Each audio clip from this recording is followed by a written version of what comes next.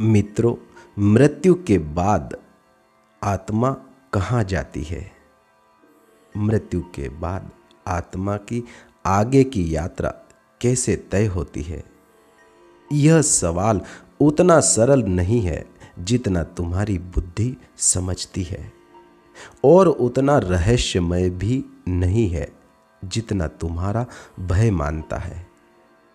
मृत्यु कोई घटना नहीं है, मृत्यु कोई अंत नहीं है। मृत्यु एक दरवाजा है, और वह दरवाजा बाहर नहीं भीतर खुलता है। तुम जीवन भर जिस शरीर को मैं कहते रहे, वह तो केवल एक वस्त्र था, मिट्टी का बना, समय का बंधा हुआ और प्रकृति से उधार लिया हुआ। जब श्वास आखिरी बार भीतर जाती है और बाहर नहीं आती, तो कुछ टूटता नहीं, कुछ छूटता है। जब मृत्यु घटती है तो शरीर वहीं पड़ा रहता है। उस क्षण तुम्हारा स्थूल शरीर वहीं पड़ा रह जाता है, जैसे कोई पुराने कपड़े उतार दिए हो। लेकिन जो तुम हो, जो तुम थे, जो तुमने स्वयं को कभी जानने का साहस ही नहीं किया, वह मरता नहीं। वह तो एक ऊर्जा है, वह एक तरंग है, वह स्पंदन है। और ऊर्जा कभी मरती नहीं। ऊर्जा तो केवल रूप बदलती है। जिसे तुम आत्मा कहते हो, वह कोई व्यक्ति नहीं है, वह कोई चेहरा नहीं है, वह कोई नाम नहीं है। वह तुम्हारी संचित चेतना है, तुम्हारी आदतों का योग, तुम्हारे डर का संग्रह, तुम्हारी इच्छाओं की गहराई, तुम्हारे अधूरे सपनों की आग है। जब शरीर से आत्मा निकलती है, जब शरीर गिरता है, तो आत्मा तुरंत जान ही नहीं पाती कि शरीर गिर चुका है और आत्मा उस शरीर से निकल चुकी है। यही सबसे आश्चर्यजनक बात है, क्योंकि जीवन भर तुमने स्वयं को शरीर समझा था। अब वह शरीर नहीं है, लेकिन पहचान वही पुरानी है। इसलिए मृत्यु के बाद कुछ समय तक आत्मा भटकती है। वो देखती है, वहाँ उसका शरीर पड़ा है, लोग रो रहे हैं, कोई उसे हिला रहा है, कोई उसका नाम लेकर चिल्ला रहा है, और आत्मा घबरा जाती है और वह कहती है, मैं यही हूँ, मैं मरा नहीं हूँ। लेकिन उसे सुनने वाला कोई नहीं होता है। वो कहती है, ये लोग क्यों रो रहे हैं, ये लोग क्यों चिल्ला रहे हैं। वह अपने शरीर में वापस जाना भी चाहती है, शरीर में वापस जाने की कोशिश भी करती है, लेकिन अब वह द्वार बंद हो चुका होता है। यह समय बहुत भयावह होता है, बहुत डरावना समय होता है, बहुत अकेला, बहुत अजनबी समय होता है। वह अपने बच्चों को देखती है, पत्नी को देखती है, पति को देखती है, माँ को देखती है, बच्चे को देखती है, पूरे परिवार को देखती है। वह उन्हें छूना भी चाहती है, वह कुछ कहना भी चाहती है। वो कहती है, मैं यही हूँ, लेकिन आवाज़ नहीं निकलती। उसके हाथ आर पार हो जाते हैं। जब वह किसी को छूता है, वो दीवार के आर पार हो जाता है। उसके लिए पहले जैसा कुछ नहीं रहता। वह किसी के भी भीतर, ऊपर नीचे, बिना किसी रुकावट के आ जा सकता है। वो दीवार के आर पार हो जाता है, उसे कोई महसूस नहीं करता। यही वह क्षण है जहां मृत्यु पहली बार अपना वास्तविक रूप दिखाती है, और वह रूप है डर। जब शरीर को शमशान ले जाया जाता है, तो आत्मा भी पीछे पीछे जाती है। जब अग्नि जलाई जाती है और शरीर जलता है, तो आत्मा देखती है, जिसे वह मैं कहती रही, वह अब राख हो रहा है।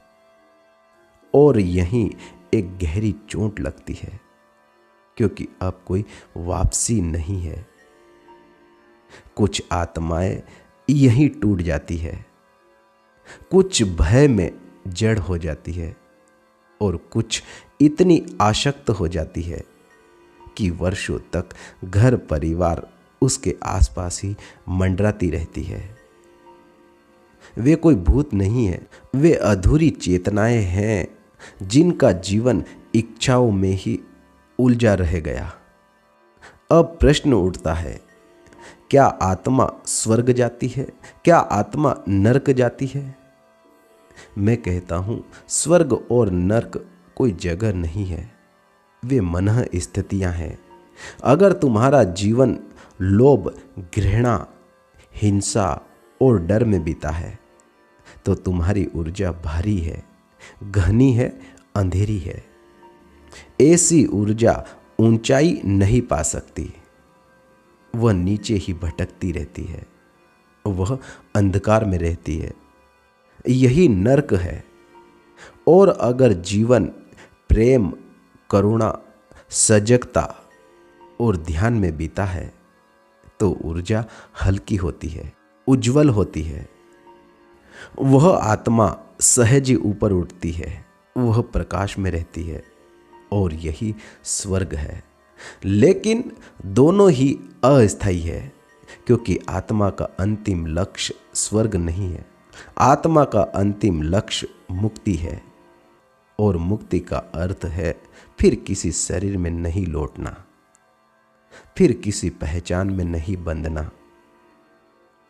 मृत्यु के बाद आत्मा के पास एक सूक्ष्म शरीर होता है, जो स्थूल शरीर जैसा ही दिखता है, लेकिन वह हाड़ मांस का नहीं होता, वह ऊर्जा का बना होता है। इच्छाओं की ऊर्जा, तुम्हारी स्मृतियों की ऊर्जा, तुम्हारे संस्कारों की ऊर्जा, यही सूक्ष्म शरीर आगे की यात्रा करता है। और यह यात्रा किसी देवता द्वारा नहीं तय की जाती, और नहीं यह यात्रा किसी यमराज के द्वारा तय की जाती। यह यात्रा तुम स्वयं तय करते हो। तुम्हारी गहरी इच्छाएं, तुम्हारे अनकहे सपने, तुम्हारे अधूरे अनुभव, यही चुंबक बनते हैं। अगर जीवन भर सत्ता की लालसा रही, तो ऊर्जा सत्ता की ओर खींचेगी। अगर जीवन भर वासना रही, तो ऊर्जा वासना की ओर जाएगी। अगर जीवन भर ध्यान रहा, तो ऊर्जा शून्य की ओर जाएगी। कभी कभी आत्मा तुरंत नया शरीर नहीं पाती, क्योंकि उपयुक्त गर्भ, उपयुक्त वातावरण, उपयुक्त कंपन नहीं मिलता, तब वह भटकती है। समय उसके लिए वैसा नहीं होता जैसा तुम्हारे लिए। एक दिन, एक वर्ष, एक युग, सब एक से हो जाते हैं। वह ब्रह्मांड में तैरती है, एक तरंग की तरह। और अगर आत्मा बहुत अधिक जागरूक है, तो वह जान जाती है कि अब किसी शरीर की आवश्यकता नहीं। यही वह क्षण है जिसे बुद्ध निर्वाण कहते हैं, लाओ त्से तावों में विलीन होना कहते हैं, और मैं पूर्ण विश्राम कहता हूं। लेकिन अगर चेतना अधूरी है, तो वह फिर जन्म लेती है। और नया जन्म कोई दंड नहीं है, नया जन्म एक अवसर है।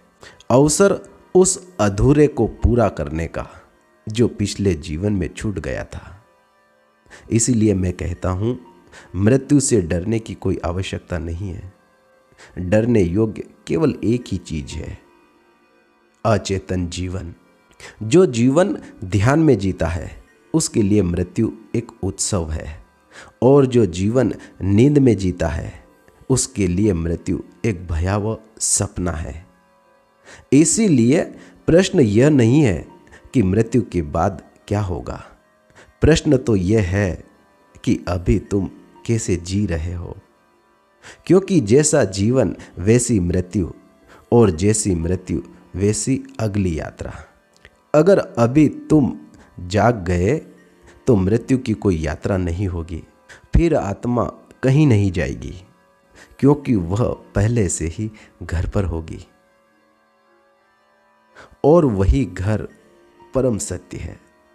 तब आत्मा युगों युगों तक अपने सूक्ष्म शरीर से ब्रह्मांड में घूमती रहेगी, न जन्म और न कोई मृत्यु।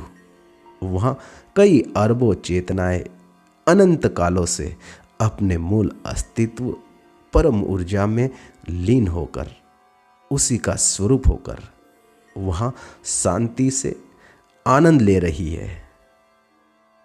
यह तुम्हारे जीवन का अपना संस्कार, अपना उसूल है, तुम्हारे भाव और तुम्हारी स्मृति का परिणाम है कि अंत समय क्या तुम्हें याद रहता है।